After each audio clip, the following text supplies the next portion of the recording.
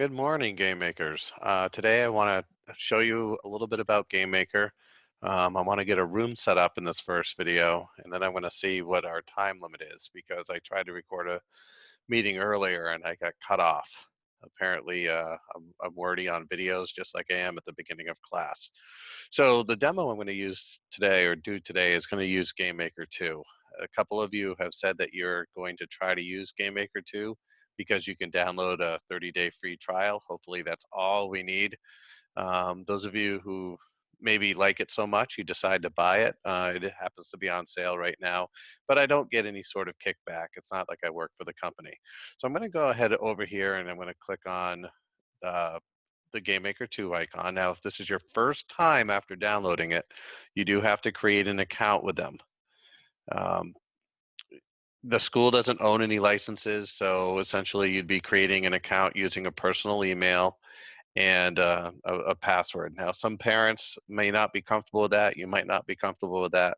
And if that's the case, just follow along and try to learn the things that are going to show up um, on your midterm.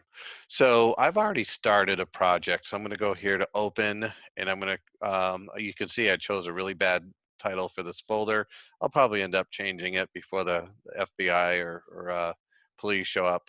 Um, and the project right here, you can see, is always got the little game maker icon. So I'm going to go ahead and click there.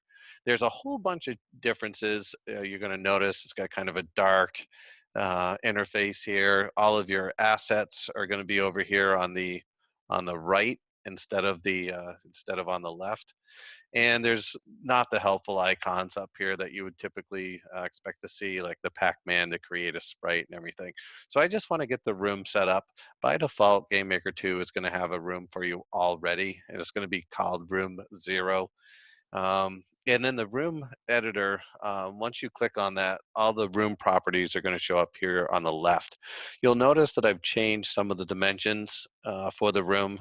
They're different than what's in the classroom tutorial, and that's just because I want this to appear larger on my screen so you can see that's what's going on. So I chose 768 by 400, which what I'm trying to get is kind of a cell phone screen type of setup here. Most of our rooms have been short and wide. This one I want to be tall and long.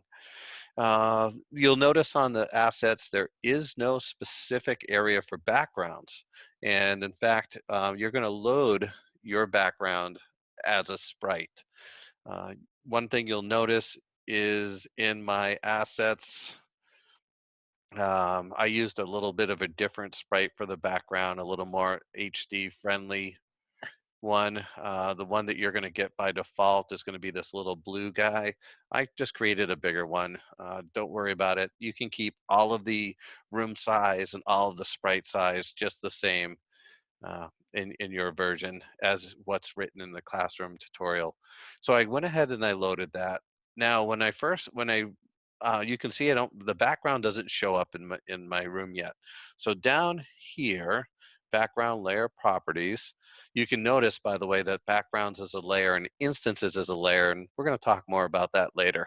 But make sure that your background layer is selected. I'm going to go here, I'm going to select my background sprite, and I've already checked horizontal and vertical tile. If you don't have that checked, it might only look like this. So go ahead and check those.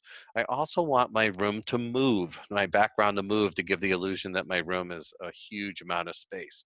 So I'm going to click here, scroll down, and I'm going to give a vertical speed of 2. So I've already done some of the prep work here. It's going to say vertical speed of 0. Remember, verticals up and down, horizontals left and right. When I run my game, you're going to see that my background actually moves. And it gives that illusion that I'm flying over the ocean, and that looks pretty good. So I'm going to stop the video here.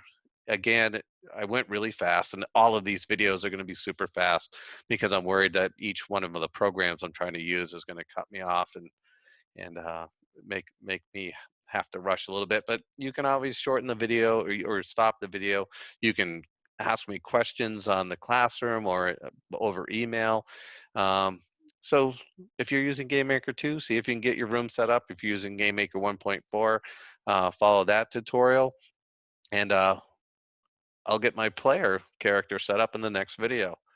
So thank you for watching, and give me some feedback. Am I breathing too heavy? Am I being creepy? Am I talking too fast? Let me know how things are going. Thanks.